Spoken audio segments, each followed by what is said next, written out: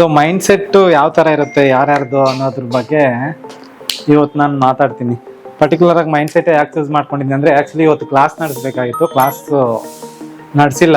ಯಾಕಂದ್ರೆ ನಾವು social media awareness start ಮಾಡ್ದಿರಾನೆ ಕೋಚಿಂಗ್ ಸ್ಟಾರ್ಟ್ ಮಾಡಿದ್ವಲ್ಲ, ಆದ್ರೂ ರೀಚ್ ಚೆನ್ನಾಗಿ ಆಗ್ತಿದೆ. ಬಟ್ ಅವ್ರ ಕ್ವಶನ್ಸ್ ಕೇಳ್ತಾ ಇಲ್ಲ ಅಲ್ವಾ ಆನ್ಲೈನಲ್ಲಿ. ಕ್ವಶನ್ಸ್ ಕೇಳಬೇಕು ಅಂದ್ರೆ ಏನ್ ಮಾಡ್ಬೇಕು ಅಂದ್ರೆ ನಾವು ಸ್ವಲ್ಪ ಸೋಷಿಯಲ್ ಮೀಡಿಯಾದಲ್ಲಿ ಪ್ರೆಸೆನ್ಸ್ ತೋರಿಸ್ಬೇಕು. ಫೇಸ್ಬುಕ್, ಇನ್ಸ್ಟಾಗ್ರಾಮು, ಯೂಟ್ಯೂಬ್ ಇದ್ರಲ್ಲೆಲ್ಲಾನು ಪ್ರೆಸೆನ್ಸ್ ಮಾಡ್ಕೊಂತ ವೆಬಿನಾರ್ಸು ಮಾಡಬೇಕು. ವೆಬಿನಾರ್ಸ್ ಯಾವ ತರ ಮಾಡಬೇಕು ಅಂದ್ರೆ 1-to-1 ಕೋಚಿಂಗ್ ಅಂತ ಮಾಡ್ಬೇಕಾಗುತ್ತೆ.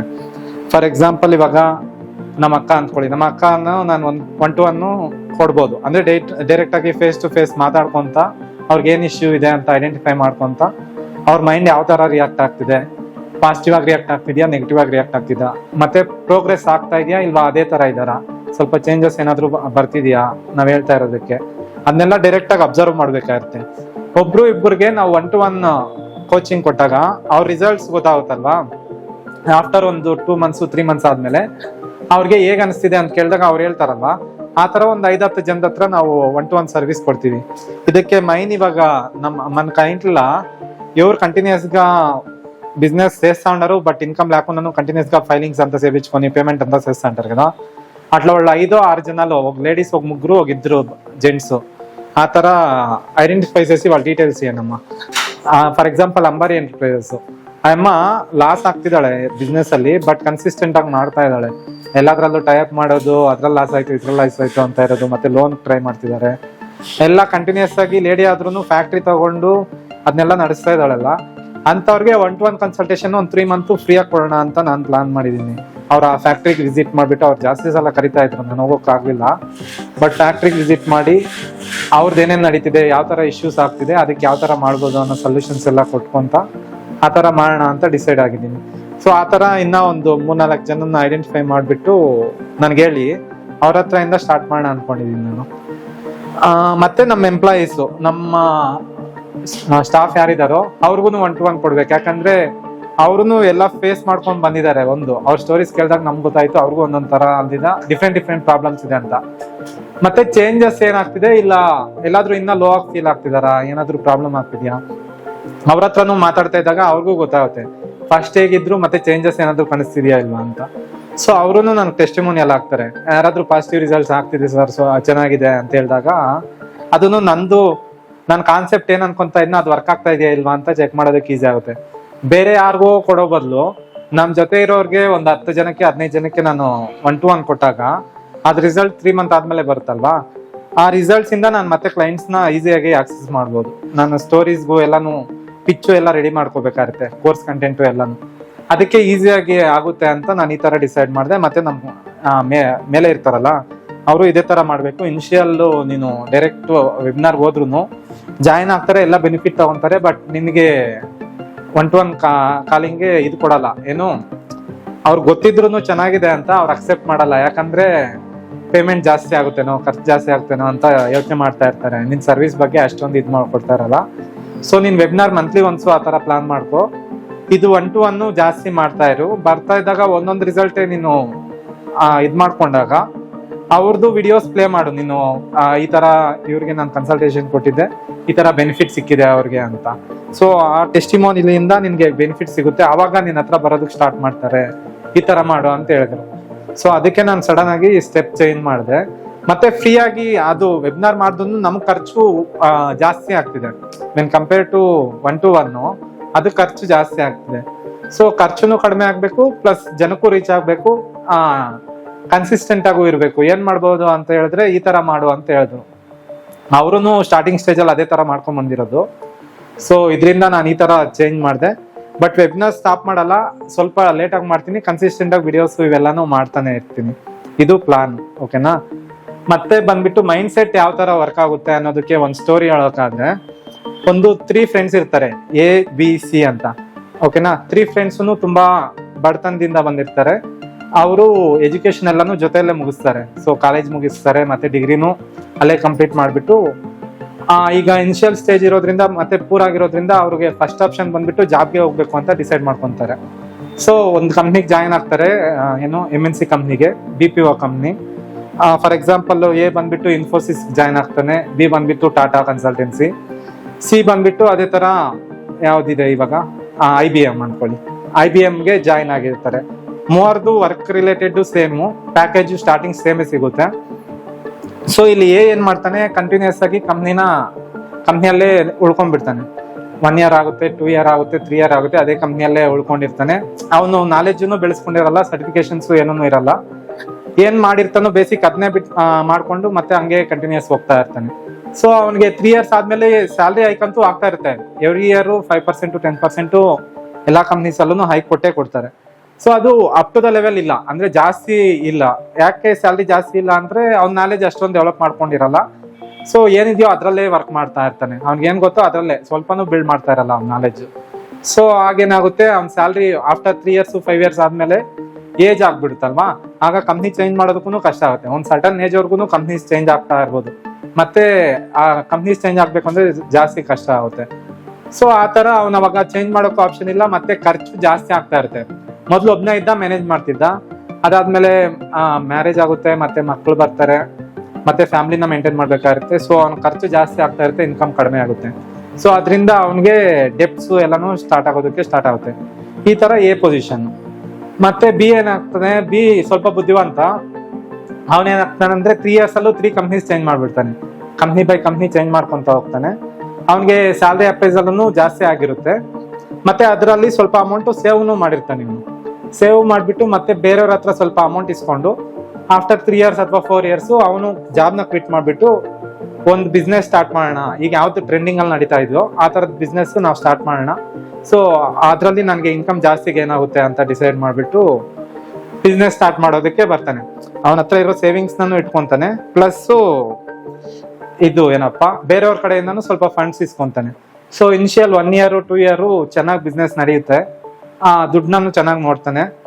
ಸೊ ಇದೇ ತರ ಇರುತ್ತೆ ಅಂತ ಫೀಲ್ ಆಗಿ ನಡೆಸ್ತಾ ಇರ್ತಾನೆ ಬಿಸ್ನೆಸ್ ನ. ಇನ್ನ ಸ್ವಲ್ಪ ಇಂಪ್ರೂವ್ಮೆಂಟ್ ಮಾಡ್ಕೊಂಡು ಇನ್ವೆಸ್ಟ್ಮೆಂಟ್ ಜಾಸ್ತಿ ಮಾಡ್ಕೊಂತ ನಡೆಸ್ತಾ ಇರ್ತಾನೆ.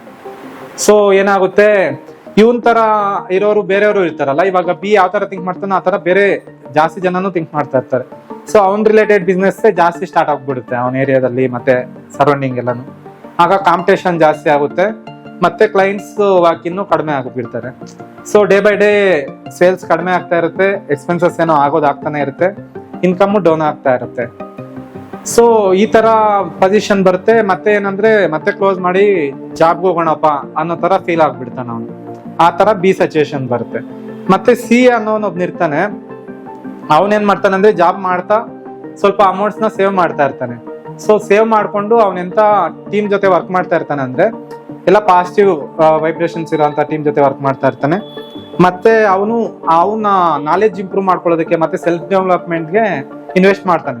ಇನಿಷಿಯಲ್ 3 to 4 years ಅವ್ನಿಗೆ ಬಂದಿರೋ ಇನ್ಕಮ್ಮು ಬೇರೆ ಬಿಸ್ನೆಸ್ಗೋ ಇನ್ನೇನಕ್ಕೋ ಇನ್ವೆಸ್ಟ್ ಮಾಡೋ ಬದಲು ಅವನ ಮೇಲೆ ಅವನೇ ಇನ್ವೆಸ್ಟ್ ಮಾಡ್ಕೊಂತಾನೆ. ಅವ್ನಿಗೆ ಎಲ್ಲಿ ನಾಲೆಜ್ ಜಾಸ್ತಿ ಆಗುತ್ತೆ, ಅವ್ನ ರಿಲೇಟೆಡ್ ಏನಿದೆ, ಅವ್ನ ಪರ್ಪಸ್ ಏನು, ಅವನ್ ಏನಕ್ಕೋಸ್ಕರ ಹುಟ್ಟಿದಾನೆ, ಮತ್ತೆ ಅವ್ನ ಯಾವ್ದ್ರಲ್ಲಿ ಸ್ಪೆಷಲೈಸೇಷನ್ ಇದ್ದಾನೆ, ಅವನ ಐಡೆಂಟಿಟಿ ಏನು, ನಾನು ಯಾವ್ದು ಮಾಡಿದ್ರೆ ಸಕ್ಸಸ್ ಆಗ್ತೀನಿ ಅಂತದ್ರ ಬಗ್ಗೆ ಅನಲೈಸ್ ಮಾಡೋದಕ್ಕೆ ಅವ್ನ ದುಡ್ಡು ಸ್ಪೆಂಡ್ ಮಾಡೋದಕ್ಕೆ ಸ್ಟಾರ್ಟ್ ಮಾಡ್ತಾನೆ.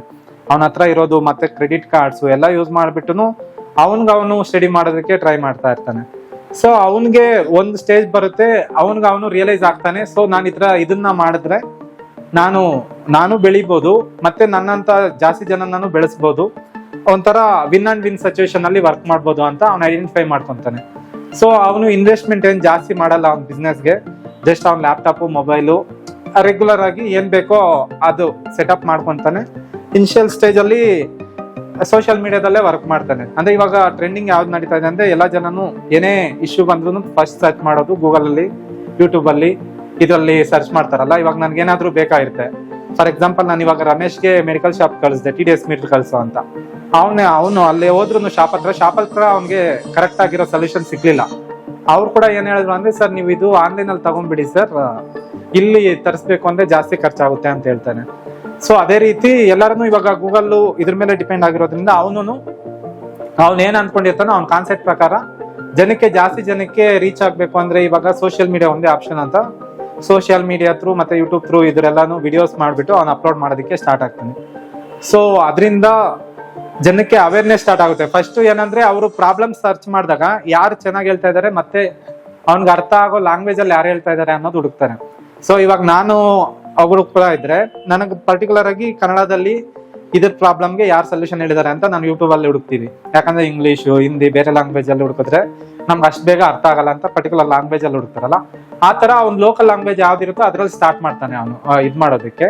ಸೊ ಅದೇ ತರ ಜನ ನೋಡೋದಕ್ಕೆ ಅವ್ನಿಗೆ ಸ್ಟಾರ್ಟ್ ಮಾಡ್ತಾರೆ. ಫಸ್ಟ್ ಸಬ್ಸ್ಕ್ರೈಬ್ ಮಾಡಲ್ಲ, ಅವ್ನಿಗೆ ನೋಡ್ತಾರೆ, ಓಕೆ ಇದ್ರಲ್ಲಿ ಕಂಟೆಂಟ್ ಇದೆ ನನ್ಗೆ ಅರ್ಥ ಆಯ್ತು ಓಕೆ ಅಂತ ಒಂದ್ 2-3 ಸಲ ಬಿಡ್ತಾರೆ. 4ನೇ ಸಲನೂ 5ನೇ ಸಲನೂ ಅವ್ನಿಗೆ ನೋಡ್ತಾ ಇದ್ದಾಗ ವಿಸಿಬಿಲಿಟಿ ಸ್ಟಾರ್ಟ್ ಆಗುತ್ತೆ. ಅವ್ನ್ ಶೇರ್ ಮಾಡೋದು ವಿಡಿಯೋ ಯಾವ್ದಾದ್ರು ಇಷ್ಟ ಮಾಡಿದ್ರೆ ಬೇರೆಯವ್ರಿಗೆ, ಆ ತರ ಎಲ್ಲ ಸ್ಟಾರ್ಟ್ ಮಾಡ್ತಾರೆ. ಸೊ ಅದರಿಂದ ಅವ್ನಿಗೆ ಸಬ್ಸ್ಕ್ರೈಬರ್ಸ್ ಡೇ ಬೈ ಡೇ ಸ್ವಲ್ಪ ಸ್ವಲ್ಪನೇ ಇಂಪ್ರೂವ್ ಮಾಡ್ತಾ ಇರುತ್ತೆ.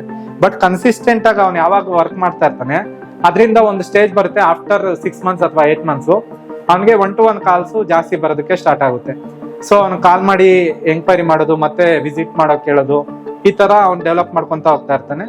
ಅದರಿಂದ ರಿಸಲ್ಟ್ಸ್ ಪ್ರೊಡ್ಯೂಸ್ ಮಾಡ್ತಾನೆ. ಯಾಕಂದ್ರೆ ಅವ್ನ ಪ್ರಾಡಕ್ಟ್ ಮೇಲೆ ಅವ್ನ ನಾಲೆಜ್ ಇರುತ್ತೆ, ಮತ್ತೆ ಅವನು ಎಕ್ಸ್ಪೀರಿಯನ್ಸ್ ಮಾಡಿರ್ತಾನೆ. ಇವ್ರ ಪ್ರಾಬ್ಲಮ್ ನ ಆಲ್ರೆಡಿ ಅವ್ನು ಎಕ್ಸ್ಪೀರಿಯನ್ಸ್ ಮಾಡಿ ಹೋಗಿರೋದ್ರಿಂದ ಅದನ್ನ ಈಸಿಯಾಗಿ ಈ ಸ್ಟೇಜ್ ಅಲ್ಲಿ ಈ ತರ ಮಾಡ್ಬಿಟ್ರೆ ಇನ್ನ ಈಸಿಯಾಗಿ ನೀವು ಔಟ್ಕಮ್ ಆಗ್ಬೋದು ಅಂತ ಹೇಳೋದ್ರಿಂದ ಅವ್ರಿಗೆ ಅದ್ ಮೈಂಡ್ ಬ್ಲೋಯಿಂಗ್ ಆಗುತ್ತೆ. ಯಾಕಂದ್ರೆ ಬಲ್ಬನ್ ಆಗುತ್ತೆ, ನನಗೆ ಇದು ಇವಾಗ ಹೇಳಿಲ್ಲ ಅಂದ್ರೆ ನೆಕ್ಸ್ಟ್ ನಾನು ಇನ್ನ ಜಾಸ್ತಿ ಅನುಭವಿಸ್ಬೇಕಾಗುತ್ತೆ ಅಂತ ಅವ್ರಿಗೆ ಇಮ್ಯಾಜಿನೇಷನ್ ಇರುತ್ತೆ. ನೆಕ್ಸ್ಟ್ ಏನು ಪ್ರಾಬ್ಲಮ್ ಏನು ಅಂತ ಅವ್ರು ಆಲ್ರೆಡಿ ನೋಡ್ಬಿಟ್ಟಿರ್ತಾರಲ್ವಾ, ಅದಕ್ಕೆ ಸೊಲ್ಯೂಷನ್ ಈಸಿಯಾಗಿ ಸಿಕ್ಕಿದಾಗ ಇವನೇ ನನ್ನ ದೇವ್ರು, ಇವ್ನು ನನ್ ಕಾಪಾಡ್ಬಿಟ್ಟ, ಇದು ಹೇಳಿಲ್ಲ ಅಂದ್ರೆ ಇವ್ನು ನನ್ಗೆ ಆಗ್ತಿರ್ಲಿಲ್ಲ ಅಂತ ಫೀಲ್ ಆಗ್ಬಿಡ್ತಾರಲ್ಲ. ಸೊ ಆ ತರ ಇದ್ದಾಗ ಟ್ರಸ್ಟ್ ಅನ್ನೋದು ಬಿಲ್ಡ್ ಆಗುತ್ತೆ. ಸೊ ಟ್ರಸ್ಟ್ ಬಿಲ್ಡ್ ಆಗೋದಕ್ಕೆ ಇದೆಲ್ಲ ಪ್ರೋಸೆಸ್ ಇರುತ್ತೆ. ಮತ್ತೆ ಅವನು 100% ಎಫರ್ಟನ್ನು ಆಗ್ತಾ ಇರ್ತಾನೆ ಆ ಟ್ರಸ್ಟ್ ಬಿಲ್ಡ್ ಆಗೋದಕ್ಕೆ. ಸೊ ಈ ತರ ಅವನು ಬಿಲ್ಡ್ ಮಾಡ್ಕೊಂತ ಬಂದು ಈಗ ಆಲ್ ಓವರ್ ಇಂಡಿಯಾ ಕವರ್ ಮಾಡ್ತಾ ಇದ್ದಾನೆ. ಸೊ ಈ ಸ್ಟೋರಿ ಬಂದ್ಬಿಟ್ಟು ನನ್ನ ಮೆಂಟಾರ್ದು. ಆಕ್ಚುಲಿ ಅವನು ಈ ತರ ವರ್ಕ್ ಮಾಡ್ಕೊಂತ ಬಂದಿದ್ದ, ಇವಾಗ ಟಾಪ್ ಅಲ್ಲಿ ರೀಚ್ ಆಗಿದ್ದಾನೆ. ಆಲ್ಮೋಸ್ಟ್ ಬೇರೆ ಬೇರೆ ಕಂಟ್ರಿ ಮೆಂಟರ್ಸ್ ಕೂಡ ಅವ್ನು ಇಂಡಿಯಾ ಕರ್ಕೊಂಡ್ ಬರ್ತಿದ್ದಾನೆ. ಅವನು ಔಟ್ ಸೈಡ್ ಹೋಗಿನೂ ಕೋಚಿಂಗ್ ಕೊಡ್ತಾ ಇದ್ದಾನೆ. ಪ್ಲಸ್ ಬೇರೆಯವರೇ ನಮ್ ದೇಶಕ್ಕೆ ಬರೋ ಅಷ್ಟು ಲೆವೆಲ್ಗೆ ಬೆಳೆದ್ ಬಿಟ್ಟಿದ್ದಾನೆ ಇವಾಗ. ಸೊ ಇದು 3 stages ಆಫ್ ಸ್ಟೋರೀಸ್. ಈ 3 stages ಆಫ್ ಸ್ಟೋರೀಸ್ ಅಲ್ಲಿ ಒಬ್ಬೊಬ್ಬರದು ಒಂದೊಂದ್ ತರ ಮೈಂಡ್ ಸೆಟ್ ಇರುತ್ತೆ. ಬಟ್ ಯಾರು ಲಾಂಗ್ ಟರ್ಮ್ ಅಲ್ಲಿ ಥಿಂಕ್ ಮಾಡ್ಬಿಟ್ಟು ವರ್ಕ್ ಮಾಡ್ತಾರಲ್ವಾ, ಈ ಶಾರ್ಟ್ ಟರ್ಮ್ ಅಲ್ಲಿ ರಿಸಲ್ಟ್ ಬಂದಿದ್ರು ಲಾಂಗ್ ಟರ್ಮ್ ಅಲ್ಲಿ ಅದನ್ನ ರಿಸಲ್ಟ್ ನೋಡ್ತಾರೆ. ಸೊ ಇದು ಈಗಿನ ಪರಿಸ್ಥಿತಿಯಲ್ಲಿ ಜನರೇಷನ್ ಯಾವ ತರ ಥಿಂಕ್ ಮಾಡ್ತಿದ್ದಾರೆ ಮತ್ತೆ ಯಾವ ತರ ಥಿಂಕ್ ಮಾಡ್ಬೇಕು ಅನ್ನೋದಕ್ಕೆ ಒಂದು ಎಕ್ಸಾಂಪಲ್. ಸೊ ಸೆಕೆಂಡ್ ಬಂದ್ಬಿಟ್ಟು ಇಂಡಿಯನ್ ಕ್ರಿಕೆಟ್ ಮ್ಯಾಚ್ ಆಯ್ತಲ್ವ ಮೊನ್ನೆ, ಅದ್ರಲ್ಲೂ ಯಾವ ತರ ವರ್ಕ್ ಆಯ್ತು ಅಂತ ಒಂದು ಈಸಿಯಾಗಿ ಎಕ್ಸಾಂಪಲ್ ಹೇಳ್ತೀನಿ. ಸೊ ಇನಿಷಿಯಲ್ ಸ್ಟೇಜ್ ಅಲ್ಲಿ ಟಾಸ್ ವಿನ್ ಆದಾಗ ಬ್ಯಾಟಿಂಗ್ ಚೂಸ್ ಮಾಡ್ತಿದ್ದಂಗೆ ಇಂಡಿಯಾ ಗೆಲ್ಲುತ್ತೆ ಅಂತ ಎಲ್ಲರಿಗೂ ಹೋಪ್ಸ್ ಜಾಸ್ತಿ ಬಂದ್ಬಿಟ್ಟಿರುತ್ತೆ. ಸೊ ಅದೇ ಆಫ್ಟರ್ 3 ವಿಕೆಟ್ಸ್ ಆದ್ಮೇಲೆ ಹೋಪ್ಸ್ ಡೌನ್ ಆಗುತ್ತೆ, ಮೈಂಡ್ ಸೆಟ್ ನೆಗೆಟಿವ್ ಆಗ್ಬಿಡುತ್ತೆ. ಕೊಹ್ಲಿ ಇದಾನೆ, ಬಟ್ ಕೊಹ್ಲಿ ಇದುವರೆಗೂ ಬೇರೆ ಮ್ಯಾಚಸ್ ಯಾವ್ದನ್ನು ಆಡಿಲ್ಲ, ಇದು ಮ್ಯಾಚ್ ಆಡ್ತಾನೆ ಅಂತ ಧೈರ್ಯ ಏನು, ಸೊ ನಾವ್ ಈ ಸಲ ಸೋಲೋದ್ ಗ್ಯಾರಂಟಿ ಅಂತ ನೆಗೆಟಿವ್ ಆಗಿ ಬಂದ್ಬಿಟ್ಟಿರ್ತದೆ ಎಲ್ಲಾರ್ಗು.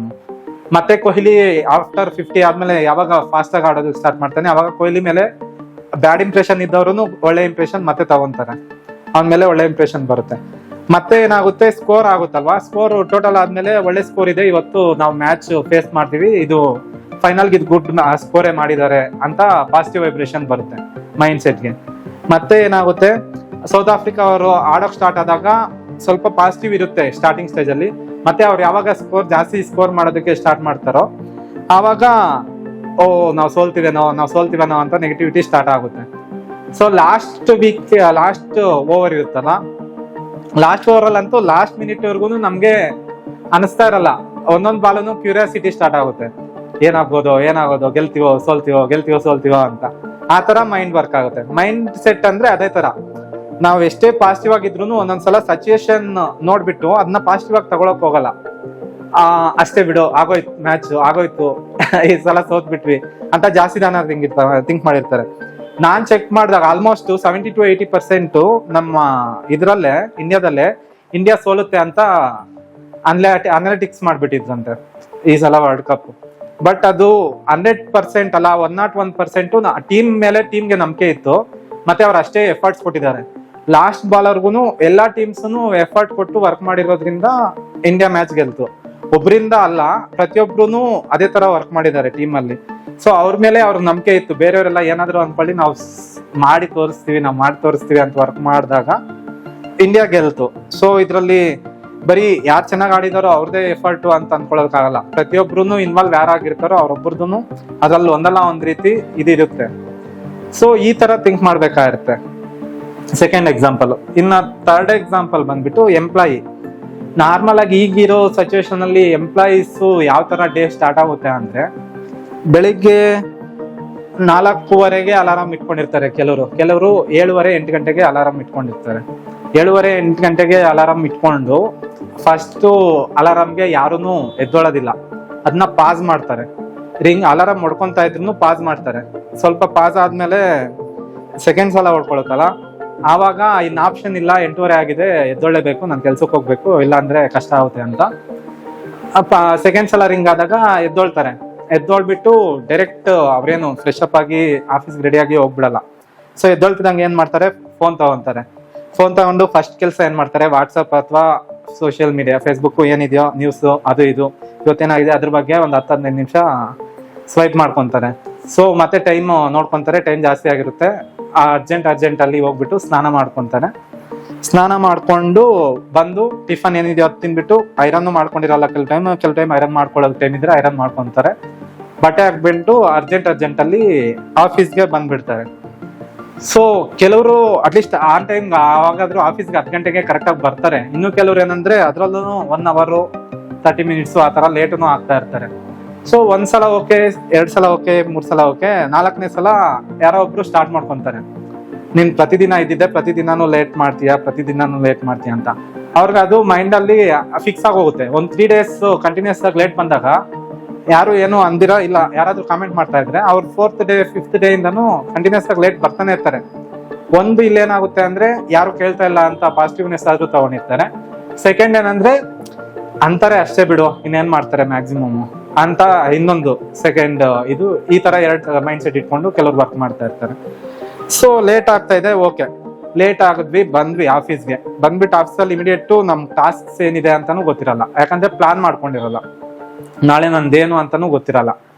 ಸೊ ಸಡನ್ ಆಗಿ ಬರ್ತೀವಿ, ಕುತ್ಕೊಂತಿದಾಗೆ ಏನಾದ್ರು ಮಾಡೋಣ ಅನ್ನೋಷ್ಟರಲ್ಲಿ 1-2 ಕಾಲ್ಸ್ ಬಂದ್ಬಿಡುತ್ತೆ, ಫೋನ್ಸ್ ಅಟೆಂಡ್ ಮಾಡ್ತೀವಿ, ಸ್ವಲ್ಪ ಡಿಸ್ಟ್ರಾಕ್ಷನ್ ಆಗ್ಬಿಡುತ್ತೆ ಮೈಂಡು.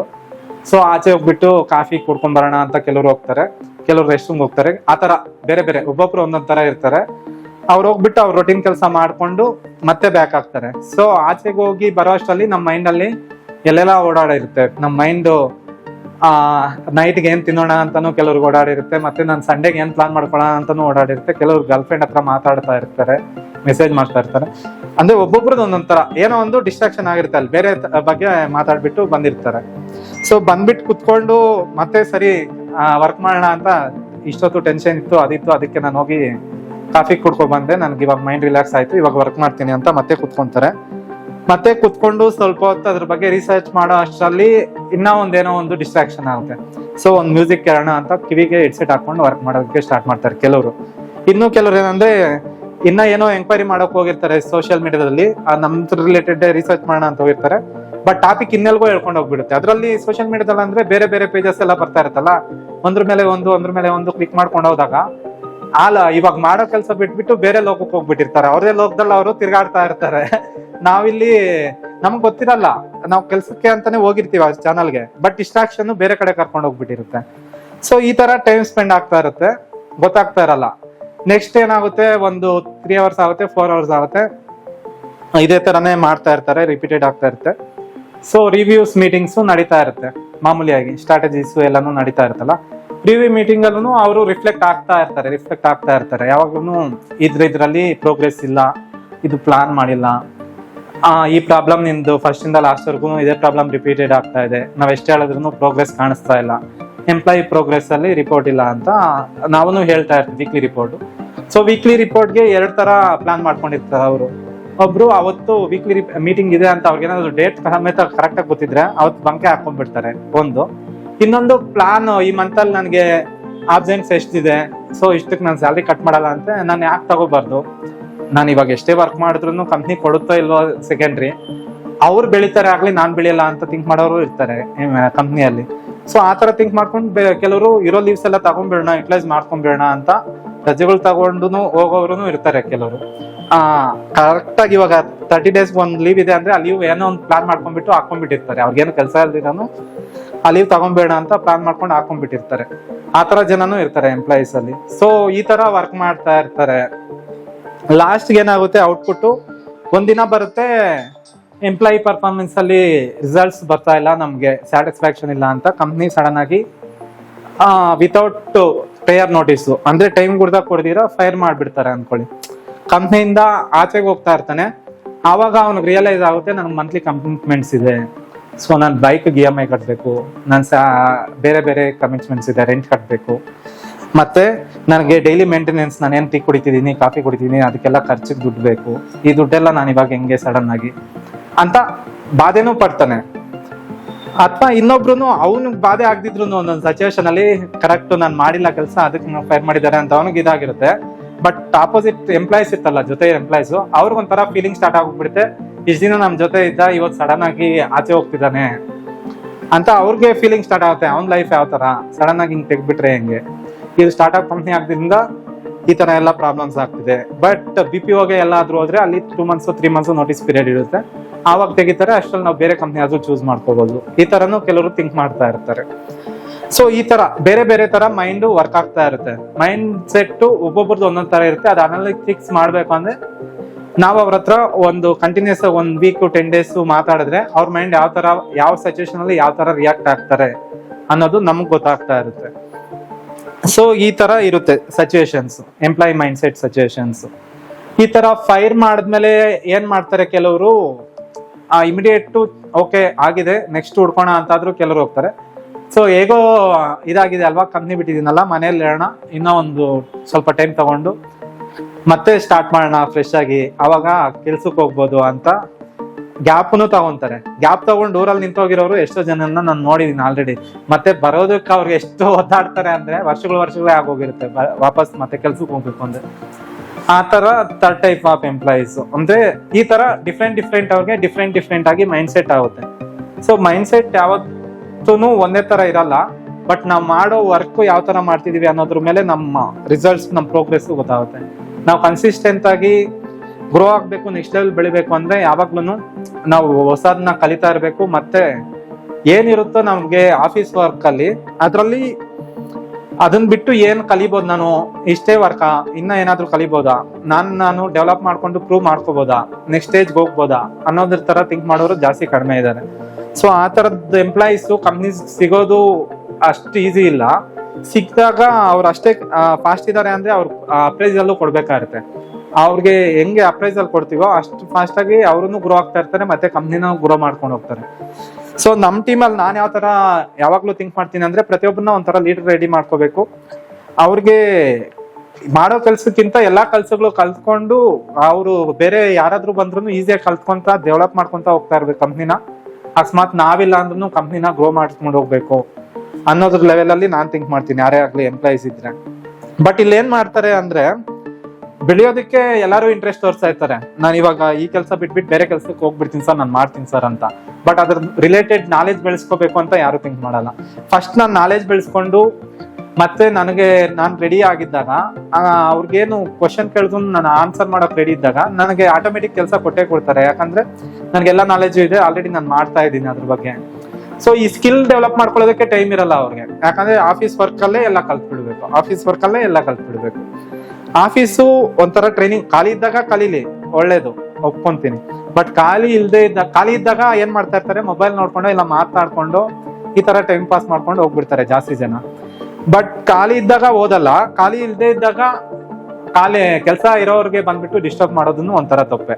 ಯಾಕಂದ್ರೆ ಅವ್ರಿಗೆ ಆಲ್ರೆಡಿ ಅರ್ಧ ಬರ್ಧ ಕೆಲಸ ಅಂದ್ರೆ ಅವ್ರಿಗೆ ಮೈಂಡ್ ಡೈವರ್ಷನ್ ಇದ್ದು ಅಲ್ಲಿ ಇಲ್ಲಿ ಎಲ್ಲ ಮಾಡ್ಕೊಂಡು ಫೋನ್ಸ್ ಎಲ್ಲ ಮಾತಾಡ್ಕೊಂಡು ಅವರೇ ಡಿಸ್ಟ್ರಾಕ್ಷನ್ ಅಲ್ಲಿ ಇರ್ತಾರೆ. ನೀವು ಬಂದು ಒಂದು ಡಿಸ್ಟ್ರಾಕ್ಷನ್ ಕೊಟ್ಬಿಟ್ರೆ ಅವತ್ ಕೆಲಸ ಅವ್ರದ್ದೇನೋ ನಡೆಯಲ್ಲ, ಬೇರೆ ಏನೇನೋ ನಡೆದ್ಬಿಟ್ಟಿರುತ್ತೆ. ಈ ತರ ಪ್ರಾಬ್ಲಮ್ಸ್ ಇಂದ ನಾವು ಇನ್ನ ನೆಕ್ಸ್ಟ್ ಲೆವೆಲ್ಗೆ ಹೋಗೋದಕ್ಕೆ ಆಗ್ತಾ ಇಲ್ಲ. ಕಾಮನ್ ಆಗಿ ನಾನು ಅನಲೈಸ್ ಮಾಡಿದಾಗ ಮೈಂಡ್ ಸೆಟ್ಸ್ ಒಬ್ಬೊಬ್ಬರದ್ದು ಇದೊಂದು ಪ್ರಾಬ್ಲಮ್. ಆದ್ರೆ ನೆಕ್ಸ್ಟ್ ಮೀಟಿಂಗ್ಸ್ ಅಲ್ಲಿ ನಾವು ಸ್ಟ್ರಾಟಜೀಸ್ ಇಂಪ್ಲಿಮೆಂಟ್ ಮಾಡ್ತಾ ಇರ್ತೀವಿ. ಸ್ಟ್ರಾಟಜೀಸ್ ಒಳ್ಳೆ ರಿಸಲ್ಟ್ಸ್ ಬರ್ತಾ ಇತ್ತು. ಲಾಸ್ಟ್ 6 months ಬ್ಯಾಕ್ ಒಳ್ಳೆ ರಿಸಲ್ಟ್ಸ್ ಇತ್ತು, ಎಲ್ಲರಲ್ಲೂ ಪ್ರೋಗ್ರೆಸ್ ಇತ್ತು, ಎಲ್ಲರೂ ಕನ್ಸಿಸ್ಟೆಂಟ್ ಆಗಿ ವರ್ಕ್ ಮಾಡ್ತಾ ಇದ್ರು.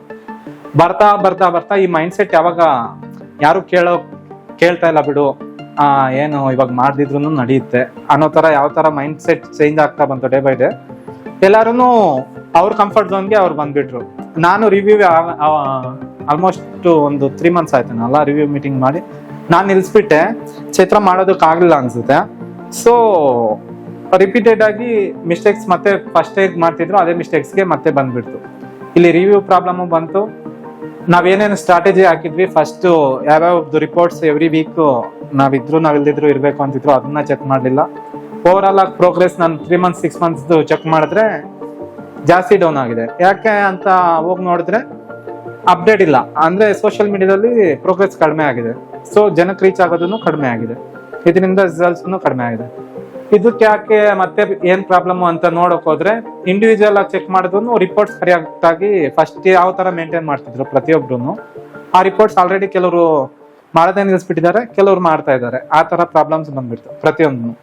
ಸೊ ಓವರ್ ಆಲ್ ಆಗಿ ಏನಾಗುತ್ತೆ ಅಂದ್ರೆ ಪ್ರತಿಯೊಂದು ಮೀಟಿಂಗ್ ಎಂಪ್ಲಾಯಿ ಯಾವ ತರ ಟ್ರೀಟ್ ಮಾಡ್ತಾನೆ ಅಂದ್ರೆ, ಹೇಳಿದ್ದೆ ಹೇಳ್ತಾ ಇರ್ತಾನೆ ಬಿಡಪ್ಪ, ಪ್ರತಿಯೊಂದು ಮೀಟಿಂಗ್ ಅಲ್ಲೂ ಏನೋ ಒಂದು ಹೊಸದು ಹೇಳ್ತಾನೆ, ಮತ್ತೆ ಅದನ್ನ ನೆಕ್ಸ್ಟ್ ಮೀಟಿಂಗ್ ಅಲ್ಲಿ ಚೇಂಜ್ ಮಾಡ್ಬಿಡ್ತಾನೆ ಅಂತ. ಅವರು ಡೈರೆಕ್ಟ್ ಆಗಿ ಬಾಸ್ಗಾದ್ರೂ ಹೇಳಲ್ಲ, ಹೋಗ್ಬಿಟ್ಟು ಅವ್ರ ರೂಮ್ಮೇಟ್ಸ್ಗೋ ಅವ್ರ ಇದ್ರಿಗೋ ಹೇಳ್ಕೊಂಡು ಕಾಮಿಡಿ ಮಾಡ್ಕೊಂತ ಇರ್ತಾರೆ. ಅದು ಅಲ್ಲದೆ ಅವ್ರಿಗೆ ಕಾಮಿಡಿ ಆಗ್ತಾ ಇರ್ಬೋದು. ಇಲ್ಲಿ ನಮ್ಗೆ ಸ್ಟ್ರಗಲ್ ಯಾವ ತರ ಇರುತ್ತೆ ಅಂದ್ರೆ, ನಾನು ಇದು ಮಿಸ್ಟೇಕ್ ಮಾಡಿದೆ, ಸೊ ನೆಕ್ಸ್ಟ್ ಏನ್ ಮಾಡಿದ್ರೆ ಕರೆಕ್ಟ್ ಮಾಡ್ಕೋಬಹುದು ಅಂತ ನನಗೆ ಅಟ್ಲೀಸ್ಟ್ ಫೀಡ್ಬ್ಯಾಕ್ ಹೇಳಿ. ಯಾವಾಗ್ಲೂ ನಾನು ನಿಮ್ಗೆ ಕೇಳ್ತಾ ಇರ್ತೀನಿ, ನಾನು ಅಕ್ಸೆಪ್ಟ್ ಮಾಡ್ತೀನಿ, ನೆಗೆಟಿವ್ ಆದ್ರೂ ಪಾಸಿಟಿವ್ ಆದ್ರೂ ಅಕ್ಸೆಪ್ಟ್ ಮಾಡ್ತೀನಿ. ಏನಾದ್ರೂ ಮಿಸ್ಟೇಕ್ಸ್ ಇದ್ರೆ ನನಗೆ ಹೇಳಿ, ನಾನೇ ಚೇಂಜ್ ಮಾಡ್ಕೊಂತೀನಿ. ನಾನು ಚೇಂಜ್ ಮಾಡ್ಕೊಂಡ್ರೆ ಅಟ್ಲೀಸ್ಟ್ ನನಗಾದ್ರೂ ಲರ್ನಿಂಗ್ ಸಿಗುತ್ತೆ.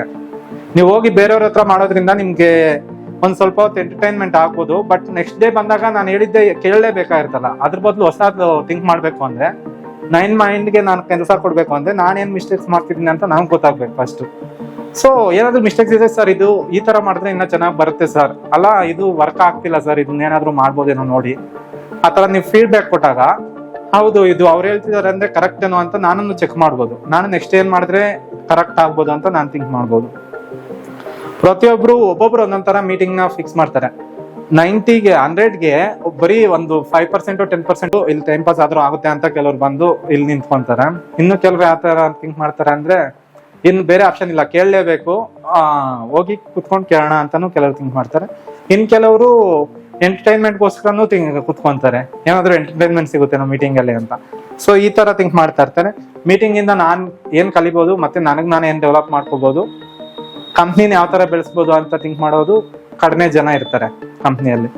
ಸೊ ಈ ತರ 3 types of employees, 3 types of mind set ಇರುತ್ತೆ. ನಾನೇನು ಇದ್ ಮಾಡ್ತೀನಿ ಅಂದ್ರೆ, ಯಾವ್ದೇ ಆಗ್ಲಿ ನಾನ್ ನಂಬಿರೋದು ಏನಂದ್ರೆ ಕನ್ಸಿಸ್ಟೆಂಟಿ ಇರ್ಬೇಕು, ಹಾರ್ಡ್ ವರ್ಕ್ ಅನ್ನೋದು ಇದ್ದೇ ಇರುತ್ತೆ. ಯಾರಾದ್ರೂ ಬೆಳೆದಿಬೇಕು ಅಂದ್ರೆ ಹಾರ್ಡ್ ವರ್ಕ್ ಮಾಡ್ಲೇಬೇಕು, ಮತ್ತೆ ರಿವ್ಯೂ ಸಿಸ್ಟಮ್ ಅನ್ನೋದು ಇರ್ಬೇಕು. ಈ ಮೂರನ್ನು ಇಂಪಾರ್ಟೆಂಟ್. ಯಾವ್ದೇ ಒಂದು ಕಂಪ್ನಿ ಗ್ರೋ ಆಗ್ಬೇಕು ಅಂದ್ರೆ ಈ ಕನ್ಸಿಸ್ಟೆನ್ಸಿ ಇದ್ದಾಗ, ನಾವು ಪ್ರತಿದಿನ ಮಾಡ್ತಾ ಇದ್ದಾಗ ಡೇ ಬೈ ಡೇ ಇಂಪ್ರೂವ್ಮೆಂಟ್ ಆಗೇ ಆಗುತ್ತೆ. ಒಂದ್ ಲೆವೆಲ್ ಸ್ಟೇಜ್ಗೆ ನಾವು ನೆಕ್ಸ್ಟ್ ಲೆವೆಲ್ಗೆ ಚೇಂಜ್ ಆಗ್ಬಿಟ್ಟಿರ್ತೀವಿ. ಅದೊಂದು. ರಿವ್ಯೂ ಸಿಸ್ಟಮ್ ಮಾಡಿದಾಗ ಏನ್ ತಪ್ಪಾಗ್ತಿದೆ, ಏನ್ ಕರೆಕ್ಟ್ ಆಗ್ತಿದೆ ಅಂತ ನೋಡ್ಕೋಬಹುದು. ಮೂರನೇದೇನ್ ಹೇಳ್ದೆ ಹೇಳಿ?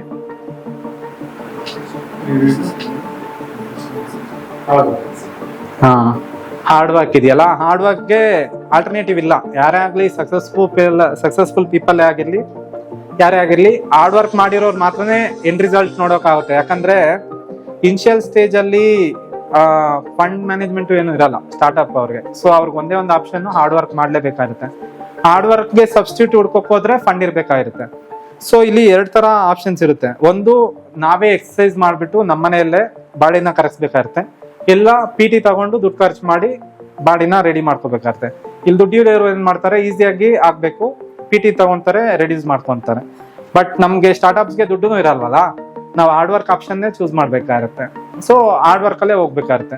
ಇಲ್ಲಿ ಕೆಲವ್ರು ಯಾವ ತರ ಥಿಂಕ್ ಮಾಡ್ತಾರೆ ಅಂದ್ರೆ, ನಾನು ಎಷ್ಟು ವರ್ಕ್ ಮಾಡ್ತಾ ಇದ್ದೀನೋ, ಕಂಪ್ನಿ ಎಷ್ಟು ಸ್ಯಾಲ್ರಿ ಕೊಡ್ತಾ ಇದೆ ಅದಕ್ಕಷ್ಟೇ ವರ್ಕ್ ಮಾಡ್ತೀನಿ, ಅದಕ್ಕಿಂತ ₹1 ಕೂಡ ಜಾಸ್ತಿ ವರ್ಕ್ ಮಾಡಲ್ಲ. ಯಾಕೆ ವರ್ಕ್ ಮಾಡ್ಬೇಕು, ಕಂಪ್ನಿ ಬೆಳೀತೆ ಆಗ್ಲಿ, ನಾನು ಯಾಕೆ ನನಗೇನ್ ಬೆನಿಫಿಟ್ ಅದರಿಂದ, ಆ ತರ ಥಿಂಕ್ ಮಾಡೋ ಎಂಪ್ಲಾಯೀಸ್ನು ಇರ್ತಾರೆ.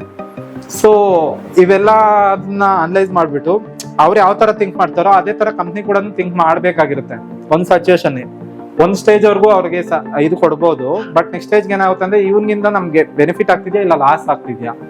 ಬೆನಿಫಿಟ್ ಆಗದಿದ್ರು ಪರವಾಗಿಲ್ಲ, ಲಾಸ್ ಅಂತೂ ಆಗ್ಬಾರ್ದು. ಯಾಕಂದ್ರೆ ಕಂಪ್ನಿಗೆ ಅದು ಓವರ್ ಹೆಡ್ಸ್ ಆಗ್ತಾ ಇರುತ್ತೆ. 1 ದಿನ 2 ದಿನ 3 ದಿನ ಬೆಳಿತಾನೆ ಇರುತ್ತಲ್ಲ ಖರ್ಚು. ಸೊ ಅದನ್ನ ಕಂಪ್ನಿನೂ ಥಿಂಕ್ ಮಾಡ್ಬೇಕಾಗಿರ್ತಲ್ಲ. ಕಂಪ್ನಿ ಪರವಾಗಿ ಇವಾಗ 2 ಮೈಂಡ್ ಸೆಟ್ ಇರುತ್ತೆ. ಅಂದ್ರೆ prospective, my point of view, employee point of view. ಅಂದ್ರೆ ಓನರ್ ಪಾಯಿಂಟ್ ಆಫ್ ವ್ಯೂ ಅಲ್ಲಿ ಯಾವ ತರ ಅವ್ರು ಥಿಂಕ್ ಮಾಡ್ತಾರೆ, ಎಂಪ್ಲಾಯಿ ಪಾಯಿಂಟ್ ಆಫ್ ವ್ಯೂ ಅಲ್ಲಿ ಯಾವ ತರ ಥಿಂಕ್ ಮಾಡ್ತಾರೆ ಅಂತ. ನಾನು ಎಂಪ್ಲಾಯಿ ಕಡೆ ಬಂದು ಎಂಪ್ಲಾಯಿ ಪಾಯಿಂಟ್ ಆಫ್ ವ್ಯೂ ಅಲ್ಲಿ ಇದ್ ಮಾಡಿದ್ರೆ, ನಾನು ಒಂದ್ ಟೈಮ್ ಅಲ್ಲಿ ಫಸ್ಟ್ ನಾನು 3 ಕಂಪ್ನಿಯಲ್ಲೇ ಕೆಲಸ ಮಾಡಿದ್ದು. ಫಸ್ಟ್ ಕಂಪ್ನಿಗೆ ಹೋದೆ, ಕಂಪ್ನಿಯಲ್ಲಿ ಎಥಿಕ್ಸ್ ವ್ಯಾಲ್ಯೂಸ್ ಇರ್ಲಿಲ್ಲ. ಅಂದ್ರೆ ಅವ್ರು ಬಾತ್ರೂಮ್ ತೊಳಿ ಅಂದ್ರೂ ತೊಳಿಬೇಕಾಯ್ತು, ಟೀ ಕೊಡು ಅಂದ್ರೂ ಟೀ ತಂದು ಕೊಡ್ಬೇಕಾಯ್ತು, ಟೀ ಮಾಡು ಅಂದ್ರೂ ಮಾಡ್ಕೊಡ್ಬೇಕಾಯ್ತು. ಸೊ ನಾನು ಅದನ್ನ ಒಂದು ವರ್ಷದಲ್ಲೇ ಚೇಂಜ್ ಮಾಡ್ಬಿಟ್ಟೆ, ಒಂದು ವರ್ಷ ಮಾಡ್ಬಿಟ್ಟು ಬಿಟ್ಬಿಟ್ಟೆ. ನೆಕ್ಸ್ಟ್ ಕಂಪ್ನಿಗೆ ಹೋದೆ. ಅಲ್ಲಿ ಓವರ್ ವರ್ಕ್ ಲೋಡ್ ಅಂದ್ರೆ ಏನು, 10 ಗಂಟೆ ಆದ್ರೂ ಮಾಡಿದ್ರೆ ಮಾಡಿಸ್ತಾನೆ ಇರ್ತಿದ್ರು. ಅದು ಅವ್ರು ಆಫೀಸ್ ವರ್ಕ್ನು ಮಾಡ್ಬೇಕಾಯ್ತು, ಫೀಲ್ಡ್ ವರ್ಕ್ನು ಮಾಡ್ಬೇಕಾಯ್ತು, ಪ್ಲಸ್ ಪರ್ಸನಲ್ ಅವ್ರ ಫ್ಯಾಮಿಲಿಗೆ ಏನಾದ್ರು ಊಟ ತಂದ್ಕೊಡ್ಬೇಕಂದ್ರೆ ಊಟ ತಂದ್ಕೊಡ್ಬೇಕು, ಏನು ಗಾಡಿ ವಾಶ್ ಮಾಡ್ಬೇಕಂದ್ರೆ ಗಾಡಿನೂ ವಾಶ್ ಮಾಡ್ಬೇಕಾಯ್ತು. ಆ ತರ ಕೆಲಸ ಕೊಡೋಕೆ ಸ್ಟಾರ್ಟ್ ಮಾಡ್ತಿದ್ರು. ಅದು 8 ಗಂಟೆ 9 ಗಂಟೆ ಆದ್ರೂ ವರ್ಕ್ ಮಾಡ್ತಿದ್ರು. ನಾನು ಫಸ್ಟ್ ಕಂಪ್ನಿಯಲ್ಲಿ ಎಥಿಕ್ಸ್ ವ್ಯಾಲ್ಯೂ ಇಲ್ಲ ಅಂತ ಬಿಟ್ಬಿಟ್ಟಿದ್ದೆ. ಇಲ್ಲಿ ಅಸಲು ಮನುಷ್ಯನ ತರಾನೇ ನೋಡ್ತಿಲ್ಲ ಅಂತ ಸೆಕೆಂಡ್ ಕಂಪ್ನಿನ ಬಿಟ್ಬಿಟ್ಟೆ. ಮತ್ತೆ ಥರ್ಡ್ ಕಂಪ್ನಿಗೆ ಹೋದೆ. ಥರ್ಡ್ ಕಂಪ್ನಿಯಲ್ಲಿ ಯಾವ ತರ ಇತ್ತು ಅಂದ್ರೆ, ಒಂದ್ ಆಗ್ಬಿಟ್ಟು ಬಿಟ್ಬಿಟ್ಟಿದ್ರು. ಅಲ್ಲಿ ಏನಂದ್ರೆ ಆ ಕಂಪ್ನಿದು ಡೇಟಾ ಮಾತ್ರ ನಾನು ಮೇಂಟೈನ್ ಮಾಡ್ಬೇಕಾಯ್ತು, ಟ್ಯಾಲಿ ಅದು ಇದು ಸಿಂಪಲ್ ಆಗಿ. ಇನ್ನು ಅಡ್ವಾನ್ಸ್ ಲೆವೆಲ್ ಕಲಿಯೋಣ ಅಂದ್ರೂ ಬೇರೆ ಸೀನಿಯರ್ನ ಅಸೈನ್ ಮಾಡಿದ್ರು. ಅಲ್ಲಿ ಸ್ವಲ್ಪ ಸ್ಯಾಲ್ರಿ ಜಾಸ್ತಿ ಬರ್ತಾ ಇತ್ತು. ನಾನು ಫಸ್ಟ್ ತಗೊಳ್ಳೋದಕ್ಕಿಂತ ಸೆಕೆಂಡ್ ಕಂಪ್ನಿಯಲ್ಲಿ ಸ್ವಲ್ಪ ಜಾಸ್ತಿ ಸ್ಯಾಲ್ರಿ ಬಂತು, ಥರ್ಡ್ ಕಂಪ್ನಿಯಲ್ಲಿ ಇನ್ನೂ ಸ್ವಲ್ಪ ಜಾಸ್ತಿ ಸ್ಯಾಲ್ರಿ ಬಂತು. ಬಟ್ ಥರ್ಡ್ ಕಂಪ್ನಿಯಲ್ಲಿ ಯಾವ ತರ ಇತ್ತು ಅಂದ್ರೆ, ನಾನು ಕಲಿಯೋದಕ್ಕೇನು ಇರ್ಲಿಲ್ಲ. ನಾನು ಏನ್ ಮಾಡಿದೀನೋ ಅದನ್ನೇ ರೊಟೀನ್ ಮಾಡ್ಕೋ ಅಂತ ಹೇಳ್ತಿದ್ರು. ಸೊ ಇದು ಆಗಲ್ಲ, ನಮ್ ಕಲ್ಸೋದಕ್ಕೂ ಯಾರು ಬಿಡಲ್ಲ. ಈಗಿದ್ರೆ ನಾನು ಉದ್ಧಾರ ಆಗಲ್ಲ, ಕಂಪ್ನಿನೂ ಉದ್ಧಾರ ಆಗಲ್ಲ, ಇದೇ ಸ್ಟೇಜ್ ಅಲ್ಲಿ ಇರ್ಬೇಕು. ಇದು ನನ್ಗೆ ಇಷ್ಟ ಆಗ್ತಿಲ್ಲ ಅಂತ ಮೊನ್ನೆ ಕಂಪ್ನಿಗೆ ಬಿಟ್ಬಿಟ್ಟೆ. ಆಗಲ್ಲ, ನಾನು ಇದು ವರ್ಕ್ ಆಗ್ತಿಲ್ಲ, ನನಗ್ ನಾನೇ ಕಲಿತೀನಿ, ನನಗ್ ನಾನೇ ಇಂಪ್ರೂವ್ ಮಾಡ್ಕೊಂತೀನಿ, ಎಷ್ಟಾಗುತ್ತೋ ಅಷ್ಟು ನಾನೇ ಟ್ರೈ ಮಾಡ್ತೀನಿ ಅಂತ ಮತ್ತೆ ಬಂದ್ಬಿಟ್ಟು ಆಫೀಸ್ ಸ್ಟಾರ್ಟ್ ಮಾಡ್ಬಿಟ್ಟು ಸ್ವಲ್ಪನೇ ನನ್ಗೆ ಏನೇನ್ ಗೊತ್ತಾಗುತ್ತೋ ಅದನ್ನ ಕಲ್ತ್ಕೊಂಡು ಬೇರೆಯವ್ರ ಜೊತೆ ನೆಟ್ವರ್ಕ್ ಬಿಲ್ಡ್ ಮಾಡ್ಕೊಂಡು, ನನ್ ರಿಲೇಟೆಡ್ ವರ್ಕ್ ಮಾಡೋರು ಅವ್ರ ಹತ್ರ ಎಲ್ಲ ಹೋಗಿ ಕಲ್ತ್ಕೊಂಡು ಆ ತರ ಸ್ಟ್ರಗಲ್ ಮಾಡಿದೆ 1 ವರ್ಷ 2 ವರ್ಷ. ಮತ್ತೆ ಹೊಸದು ವೆರೈಟಿನೂ ಟ್ರೈ ಮಾಡಿದೆ. ನಾನು ಸೆಕೆಂಡ್ ಸ್ಟೇಜ್ಗೆ ಹೋದೆ. ಬ್ಯಾಂಕ್ ಸ್ಟಾರ್ಟ್ ಮಾಡೋಣ, ಇನ್ನೊಂದು ಸ್ಟಾರ್ಟ್ ಮಾಡೋಣ, A4 ಟರ್ನ್ ಮಾಡೋಣ ಅಂತೆಲ್ಲಾನು ಸ್ಟಾರ್ಟ್ ಮಾಡಿದೆ. ಅದ್ರಲ್ಲೂ ಇನ್ನೊಂದ್ ತರ ಎಕ್ಸ್ಪೀರಿಯನ್ಸ್ ಕಲ್ತ್ಕೊಂಡೆ. ಯಾವ ತರ ನಾವು ಯೋಚನೆ ಮಾಡೋದು ಯಾವ ತರ ಇರುತ್ತೆ, ಮತ್ತೆ ಅವ್ರು ಯಾವ ತರ ಯೋಚನೆ ಮಾಡ್ತಾರೆ. ಅದರಿಂದ ನಮ್ಗೆ ನಾವು ಒಳ್ಳೇದಕ್ಕೆ ಹೋದ್ರು ಯಾವ ತರ ನಮ್ಗೆ ಕೆಟ್ಟದಾಗುತ್ತೆ ಒಂದೊಂದ್ಸಲ. ಅದನ್ನೂ ಥಿಂಕ್ ಮಾಡೋದು, ಯಾವ ತರ ಇದಾಗುತ್ತೆ ರಿಸಲ್ಟ್ಸ್, ಎಂಡ್ ರಿಸಲ್ಟ್ಸ್ ಯಾವ ತರ ಇರುತ್ತೆ, ಮತ್ತೆ ಲಾಂಗ್ ಟರ್ಮ್ ಅಲ್ಲಿ ಯಾವ ತರ ರಿಲೇಶನ್ಶಿಪ್ ಹಾಳಾಗುತ್ತೆ, ಅದ್ರ ಬಗ್ಗೆ ಎಲ್ಲಾನು ಸೆಕೆಂಡ್ ಅಲ್ಲೂ ಥಿಂಕ್ ಮಾಡಿದೆ. ಸೊ ಇದನ್ನು ನನ್ನ ಲೈಫ್ ಅಲ್ಲ ಅಂತ ಲಾಸ್ಟ್ಗೆ ಪರ್ಪಸ್ ಥಿಂಕ್ ಮಾಡಿದೆ. ಪರ್ಪಸ್ ಏನಾಯ್ತು ಅಂತ ಗೊತ್ತಾದ್ರೆ, ನಾನು ಹುಟ್ಟಾಗ್ಲಿಂದ ಇದುವರೆಗೂ ಏನೇನ್ ಫೇಸ್ ಮಾಡ್ಕೊಂಡ್ ಬಂದೆ ಅದನ್ನ ಜಾಸ್ತಿ ಜನ ಆಲ್ರೆಡಿ ಫೇಸ್ ಮಾಡ್ತಾ ಇದಾರೆ. ಇನ್ನ ಆಪ್ಷನ್ಸ್ ಗೊತ್ತಿಲ್ಲ, ಯಾಕಂದ್ರೆ ನಾಲೆಜ್ ಇಲ್ಲ, ಜನಕ್ಕೆ ಅಪ್ಗ್ರೇಡ್ ಆಗ್ತಾ ಇರೋದು ಗೊತ್ತಾಗ್ತಿಲ್ಲ. ಬಟ್ 99% ಫೇಸ್ ಮಾಡ್ತಿದ್ದಾರೆ ಈ ಪ್ರಾಬ್ಲಮ್ಸ್ ನ. ಅಡಿಕ್ಷನ್ಸ್ ಅಂತೆ, ಇನ್ನೊಂದಂತೆ ಆ ತರ, ಮತ್ತೆ ಫ್ಯಾಮಿಲಿ ರಿಲೇಟೆಡ್ ಇಶ್ಯೂಸ್, ಪ್ರತಿಯೊಬ್ರು ಫೇಲ್ ಆಗ್ತಿದ್ದಾರೆ. ಸೊ ನಾನ್ ಫೇಸ್ ಮಾಡಿರೋದು ಮತ್ತೆ ನನ್ನಂತವ್ರು ಫೇಸ್ ಮಾಡಬಾರ್ದು. ಸೊ ಅಂತವ್ರಿಗೂ ಹೆಲ್ಪ್ ಮಾಡೋಣ, ಮತ್ತೆ ನನ್ನ ಜೊತೆಯಲ್ಲಿ ಯಾರಿದಾರೋ ಅವ್ರನ್ನ ಬೆಳೆಸ್ಕೊಂಡು ಹೋಗ್ತಾ ಇದ್ರೆ ಇಲ್ಲಿ ವಿನ್ ಸಿಚುವೇಶನ್ ಆಗ್ತಾ ಇರುತ್ತೆ, ಮತ್ತೆ ಅವ್ರ ಬ್ಲೆಸ್ಸಿಂಗ್ಸ್ ನಮ್ ಜೊತೆ ಇರುತ್ತೆ ಅಂತ ನಾನು ಥರ್ಡ್ ಆಪ್ಷನ್ ಇದನ್ನ ಚೂಸ್ ಮಾಡ್ಕೊಂಡೆ. ಸೊ ಇಲ್ಲಿ ನನ್ಗೆ ಇವಾಗ ಇನಿಷಿಯಲ್ ಆಗಿ ಇನ್ಕಮ್ ಜನರೇಟ್ ಆಗದೆ ಇದ್ರು ಸೆಲ್ಫ್ ಸ್ಯಾಟಿಸ್ಫ್ಯಾಕ್ಷನ್ ಅನ್ನೋದಿದೆ. ನಾನೇನೋ ಮಾಡ್ತಾ ಇದ್ದೀನಿ, ನನಗೆ ಇಷ್ಟ ಬಂದಿದ್ದು ನಾನು ಮಾಡ್ತಾ ಇದ್ದೀನಿ ಅಂತ. ಚೈತನ್ ನಂಗೆ ಯಾವಾಗ್ಲೂ ಬೈತಿದ್ಲು ಸ್ಟಾರ್ಟಿಂಗ್ ಅಲ್ಲಿ, ಇವಾಗ ನೀನ್ ಏನಾದ್ರೂ ಮಾಡ್ಕೊ, ನೀನ್ ಆಫೀಸ್ಗೆ ಬಂದ್ರು ಒಂದೇ, ನೀನ್ ಆಫೀಸ್ಗೆ ಬರ್ದೇ ಇದ್ರು ಒಂದೇ, ನಾನ್ ಪಡೋದು ನಾನು ಕಷ್ಟ ಪಡ್ಲೇಬೇಕು, ಅಟ್ಲೀಸ್ಟ್ ನೀನಾದ್ರೂ ಉದ್ಧಾರ ಆಗು ಅಂತ ನಂಗೆ ಬಿಟ್ಬಿಟ್ಟಿದ್ದಾಳೆ ಇವಾಗ. ಯಾಕಂದ್ರೆ ಅವಳಿಗೂ ಅನ್ಸ್ಬಿಟ್ಟಿದೆ ಇವನ್ಗೆ ಇವಾಗ ಏನೂ ಇಂಟ್ರೆಸ್ಟ್ ಇಲ್ಲ, ದುಡ್ಡು ಮೇಲೆ ಇಂಟ್ರೆಸ್ಟ್ ಹೊಟ್ಟೋಗ್ಬಿಟ್ಟಿದೆ. ಯಾಕಂದ್ರೆ ನಾನು ಎಲ್ಲಾ ನೋಡ್ಬಿಟ್ಟೆ, ನಾನು ಟಾಪ್ ಲೆವೆಲ್ಗೂ ನೋಡಿದೆ, ಇನ್ನ ಟಾಪ್ ಲೆವೆಲ್ ಬೇಕು ಅಂದ್ರೂ ನಾನು ನೋಡೋ ಅಷ್ಟು ನಂಬಿಕೆ ನನ್ಗಿದೆ, ಬಟ್ ಸ್ಯಾಟಿಸ್ಫ್ಯಾಕ್ಷನ್ ಇಲ್ಲ. ಬರೀ ದುಡ್ಡು ಅಂತೇನು. ನನ್ಗೆ 2-3 ಸಲ ಕೇಳಿದ್ಲು, ಏನ್ ಮಾಡ್ತೀಯಾ, ಇನ್ಕಮ್ ಇಲ್ಲ ಅಂದ್ರೆ ಏನ್ ಮಾಡ್ತೀಯ ಅಂತ. ಎಲ್ಲ ಮಾರಾಕ್ ಬಿಡೋಣ, ಯಾವ್ದಾದ್ರು ರೆಂಟ್ ಹೌಸ್ಗೆ ಹೋಗೋಣ, ಸಿಂಪಲ್ ಆಗಿ ರೆಂಟ್ ಹೌಸ್ ಅಲ್ಲಿ ಇರೋಣ, ನಾನು ನಿನ್ಗೂ ಮಗಳಿಗೆ ಎಷ್ಟು ಬೇಕು, ಊಟ ಬೇಕು, ಅದ್ ಬೇಕು, ನಾನೇ ಸಂಪಾದನೆ ಮಾಡ್ತೀನಿ, ನಾನು ನಿನ್ಗೆ ತಂದ್ಕೊಡ್ತೀನಿ, ನೀನ್ ಹ್ಯಾಪಿ ಆಗಿರು, ಅಷ್ಟರಲ್ಲಿ ನನ್ಗೇನಾಗುತ್ತೋ, ನನಗೆ ಏನ್ ಇಷ್ಟ ಆಗುತ್ತೋ ಅದ್ ನಾನು ಮಾಡ್ಕೊಂಡಿರ್ತೀನಿ ಅಂತ ಅಂದ್ಬಿಟ್ಟೆ. ಸೊ ಇವ್ನು ಹೆಂಗೋ ಡಿಸೈಡ್ ಆಗ್ಬಿಟ್ಟಿದ್ದ, ನೀನ್ ಚೇಂಜ್ ಆಗಲ್ಲ ಅಂತ ಸುಮ್ನೆ ಆಗ್ಬಿಟ್ಲು. ಇನ್ನ ಮಾತಾಡಿದ್ರೆ ಇನ್ನ ಜಾಸ್ತಿ ಮಾಡ್ತಾನೇನೋ, ಇವಾಗ ಹೆಂಗೋ ನಂಗೆ ಸುಮ್ನೆ ಇದ್ದಾನೆ ಅಂತ ಮಾತಾಡೋದ್ ಬೇಡ, ಆಯ್ತು ನಿನ್ಗೆ ಇಷ್ಟ ಆಗಿದ್ ನೀನ್ ಮಾಡ್ಕೊ, ನನಗೆ ನನ್ನ ಕಂಪ್ನಿನ ಡೆವಲಪ್ ಮಾಡ್ಕೊಂಡು ಹೋಗ್ತೀನಿ, ನಮ್ಗೆ ಅದು ಊಟ ಇರ್ತಿದೆ, ಬಿಡಲ್ಲ ಅಂತಂದು. ನಾನು ಏನು ಇದುವರೆಗೂ ಯಾವತ್ತೂ ನನ್ನ ಕಂಪ್ನಿ ಬಗ್ಗೆ ಬ್ಯಾಡ್ ಒಪಿನಿಯನ್ ಇಲ್ಲ. ಕಂಪ್ನಿ ನಾನು ನೆಕ್ಸ್ಟ್ ಲೆವೆಲ್ಗೆ ಎತ್ಕೊಂಡು ಹೋಗ್ಬೇಕು ಅಂತಿದ್ದೀನಿ. ಬಟ್ ಅದ್ರಲ್ಲಿ ಲೀಡರ್ ನೀನಾಗು, ನೀನ್ ಅದ್ರಲ್ಲಿ ಎಷ್ಟಾದ್ರೂ ಬೆಳಿ, ನಾನು ಬ್ಯಾಕ್ ಎಂಡ್ ಅಲ್ಲಿ ಸಪೋರ್ಟ್ ಕೊಡ್ತೀನಿ. ಎಲ್ಲೆಲ್ಲಿ ಬಿಸ್ನೆಸ್ ಪ್ರಾಬ್ಲಮ್ ಬರ್ತಿದ್ಯೋ ಅದನ್ನೆಲ್ಲ ನಾನು ಬಂದು ಟೀಮ್ಗೂ ಟ್ರೈನ್ ಮಾಡ್ತೀನಿ. ನಮ್ಮ ಕಂಪ್ನಿನಾನು ನೆಕ್ಸ್ಟ್ ಲೆವೆಲ್ಗೆ ಯಾವ ತರ ಮಾರ್ಕೆಟಿಂಗ್ ಅಲ್ಲೂ ಎಲ್ಲದ್ರಲ್ಲೂ ಎತ್ಕೊಂಡು ಹೋಗ್ಬೇಕು, ಅದ್ರ ಪ್ರತಿಯೊಂದು ನಾನು ಕೇರ್ ಮಾಡ್ತೀನಿ. ನಿನ್ ಕ್ಲೈಂಟ್ಸ್ ಬೇಕಾ, ಕ್ಲೈಂಟ್ಸ್ ತಂದು ಕೊಡ್ತೀನಿ. ಮಾರ್ಕೆಟಿಂಗ್ ಮಾಡ್ಬೇಕಾ, ಮಾರ್ಕೆಟಿಂಗ್ ಮಾಡ್ತೀನಿ. ಬಿಸ್ನೆಸ್ ಸೆಟಪ್ ಬೇಕಾ, ಬಿಸ್ನೆಸ್ ಸೆಟಪ್ ಮಾಡ್ಕೊಡ್ತೀನಿ. ಏನ್ ಪ್ರಾಬ್ಲಮ್ ಆಗ್ತಿದೆಯೋ ಅದ್ರ ಸೊಲ್ಯೂಷನ್ ಹುಡುಕೊಡ್ತೀನಿ. ಬಟ್ ನಾನು ಬಂದು ವರ್ಕ್ ಮಾಡಲ್ಲ ಕಂಪ್ನಿಯಲ್ಲಿ. ನಾನು ಮೀಟಿಂಗ್ಸ್ ಯಾವ್ದಾದ್ರು ಇಂಪಾರ್ಟೆಂಟ್ ಮೀಟಿಂಗ್ಸ್ ಇದೆಯಾ, ಮೀಟಿಂಗ್ಸ್ ಅಟೆಂಡ್ ಮಾಡ್ತೀನಿ. ಇವಾಗ ಅಂದ್ರೆ ಪ್ರೆಸೆಂಟ್ ಸಿಚುವೇಶನ್ಗೆ ನಿನ್ಗೆ ಸಪೋರ್ಟ್ ಬೇಕು. ನಾನೇನೇನು ಕೆಲಸ ಮಾಡ್ತಿದ್ನೋ ಇಷ್ಟು ದಿನ ಮುಂಚೆ ಕಂಪ್ನಿಯಲ್ಲಿ, ಅದನ್ನ ಸ್ವಲ್ಪನೇ ಕಲಿಸ್ಕೊಡ್ತೀನಿ, ಟ್ರೈನ್ ಮಾಡ್ತೀನಿ. ಮತ್ತೆ ನಂತರ ನೀನು ನಿನ್ನ ತರ ಎಲ್ಲಾರ್ಗು ಟ್ರೈನ್ ಮಾಡ್ಕೊಂಡು ಲೀಡರ್ ರೆಡಿ ಮಾಡ್ಕೊ. ಮತ್ತೆ ನೀನು ರಿವ್ಯೂ ಮಾಡು, ನಾನೇನೇನು ಕೆಲಸ ಎಷ್ಟು ದಿನ ಮಾಡ್ತಿದ್ದೆ, ಮೀಟಿಂಗ್ ಮಾಡ್ತಿದ್ದೆ, ಮತ್ತೆ ಯಾವ ತರ ಟ್ರೈನಿಂಗ್ ಮಾಡ್ತಿದ್ದೆ, ಯಾವ ತರ ಕ್ಲೈಂಟ್ಸ್ ಹತ್ರ ಮಾತಾಡ್ಬೇಕು, ಇದನ್ನೆಲ್ಲ ಅವ್ರಿಗೆ ಟ್ರೈನ್ ಮಾಡು. ನೀನ್ ನನ್ನ ಕೆಲಸ ಮಾಡ್ಕೊಂಡು ನಿನ್ನ ನಾಲೆಡ್ಜು ಡೆವಲಪ್ ಮಾಡೋದ್ರ ಮೇಲೆ ನೀನ್ ಇನ್ವೆಸ್ಟ್ ಮಾಡ್ಕೊಂತ ನೀನ್ ಡೆವಲಪ್ ಮಾಡ್ಕೊಂತ ಹೋಗು. ಈ ತರ ಚೈತ್ರಾಗೆ ಸಜೆಷನ್ ಕೊಟ್ಬಿಟ್ಟೆ. ನಾನು ಡಿಸೈಡ್ ಆಗ್ಬಿಟ್ಟೆ. 3 ದಿನ ಯಾಕೆ ಬಂದಿಲ್ಲ ಅಂದ್ರೆ, ಫಸ್ಟ್ ಡೇ ಮುಗಿಸ್ಕೊಂಡ್ ಬಂದೆ. ನನಗೆ 3 ದಿನ ನಾನು ಹೋದ್ರೆ ಮತ್ತೆ ರೊಟೀನ್ ಕೆಲಸನೇ. ಅಲ್ಲಿ ಆಫೀಸ್ಗೆ ಹೋದ್ರೆ ನನ್ ಕಾಲ್ಸ್ ಬಂದೇ ಬರುತ್ತೆ. ನಾನು ಮಾತಾಡ್ಲೇಬೇಕು, ನಾನು ಮಾಡಿದ್ದೇ ಮಾಡ್ಬೇಕು, ನಾನು ಮಾಡಿದ್ದೇ ಮಾಡೋದಕ್ಕೆ ನನ್ಗೆ ಇಷ್ಟ ಇಲ್ಲ. ಆದ್ರೂ ಹೋದ್ರೆ ನಾನು ಮಾಡ್ಲೇಬೇಕಾಗಿರುತ್ತೆ. ಬರೋರು ಬಂದೇ ಬರ್ತಾರೆ, ಮಾತಾಡ್ಲೇಬೇಕಾಗಿರುತ್ತೆ. ನಾನು ಕುತ್ಕೊಳ್ಳೋ ಚೇರಲ್ಲೇ ಕುತ್ಕೊಂತೀನಿ.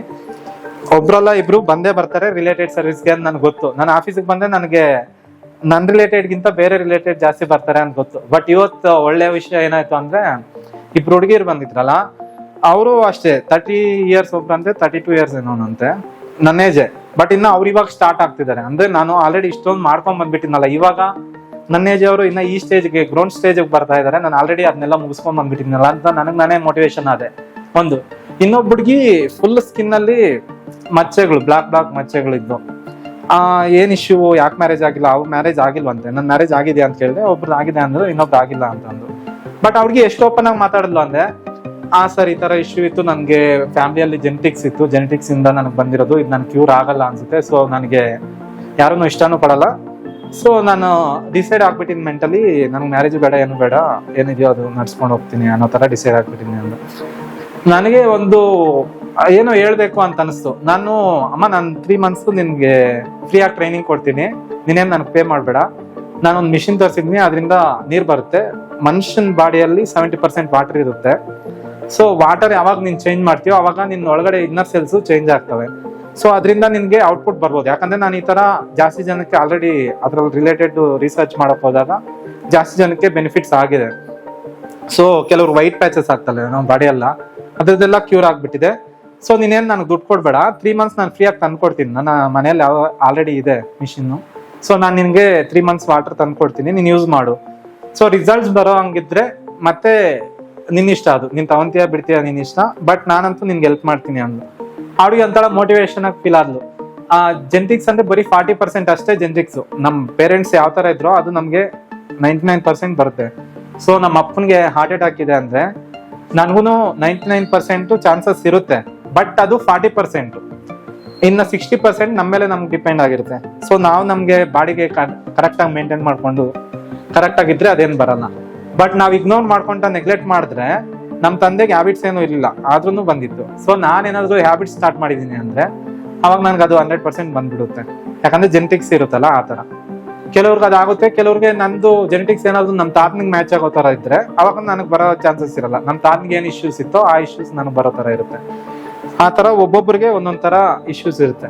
ಅದನ್ನ ಅನಲೈಸ್ ಮಾಡ್ಬೇಕು ಅಂದ್ರೆ ಬಾಡಿ ಅನ್ನೋದು ಇಂಪಾರ್ಟೆಂಟು. ಮತ್ತೆ ಅವ್ರ ಮೈಂಡ್ ಯಾವ ತರ ವರ್ಕ್ ಆಗುತ್ತೆ, ಅವ್ರು ಏನಕ್ಕೆ ಈಸಿಯಾಗಿ ನಂಬ್ತಾರೆ, ಏನಕ್ಕೆ ಈಸಿಯಾಗಿ ನಂಬಲ್ಲ. ಕೆಲವರು ಫೆಮಿನಿಸ್ಟ್ ಇರ್ತಾರೆ, ಕೆಲವರು ಇದಿರ್ತಾರೆ. ಅದೆಲ್ಲ ಯಾವ ತರ ಇದೆ, ಅವ್ರ ಬಿಹೇವಿಯರ್ ಯಾವ ತರ ಇದೆ, ಅದನ್ನೆಲ್ಲ ಅನಲೈಸ್ ಮಾಡ್ಬೇಕಾಗಿರುತ್ತೆ. ಸೊ ಆ ಹುಡುಗಿಗೆ ನಾನು ಹೇಳಿದಾಗ ಅವ್ರಿಗೆ ಖುಷಿಯಾಗಿ ಫೀಲ್ ಆದ್ಲು. ಓಕೆ ನಾನು ಯೂಸ್ ಮಾಡ್ತೀನಿ, ಚೆಕ್ ಮಾಡ್ತೀನಿ ಅಂತ. ನಾನು ಫಸ್ಟ್ ಟೈಮು ನನ್ ರಿಲೇಟೆಡ್ ಒಬ್ರಿಗೆ ಯಾರಿಗೋ ಕ್ಲೈಂಟ್ ನಾನು ಎಕ್ಸ್ಪೆಕ್ಟ್ ಮಾಡ್ತಿದ್ದು, ಇವತ್ತು ಆಫೀಸ್ಗೆ ಬಂದ್ಬಿಟ್ಟು ನನ್ನ ಹತ್ರ ಮಾತಾಡೋದ್ರಲ್ಲ ಅನ್ನೋ ತರ ಫೀಲ್ ಆಯ್ತು. ಇಷ್ಟ ದಿನ ಏನಂದ್ರೆ ಫೋನ್ಸಲ್ಲಿ ಮಾತಾಡ್ತಿದ್ರು. ಸೊ ಇವತ್ತು ಚೇಂಜ್ ಅನಿಸ್ತು. ಅದೇ ತರ ಏನಂದ್ರೆ ನಮ್ ರಿಲೇಟೆಡ್ ಇದಾರೆ, ನಮ್ ಕ್ಲೈಂಟ್ಸ್ ಹುಡ್ಕೋಬೇಕಾಗುತ್ತೆ. ನಾನು ಇವಾಗ ಹುಡ್ಕೊಳ್ಳೋ ಇದ್ರಲ್ಲಿ ನಾನು ಐಡೆಂಟಿಫೈ ಮಾಡಿದ್ದು ನಮ್ ಹುಡುಗರು ಮತ್ತೆ ಇದು ಏನು ಕ್ಲೈಂಟ್ಸ್.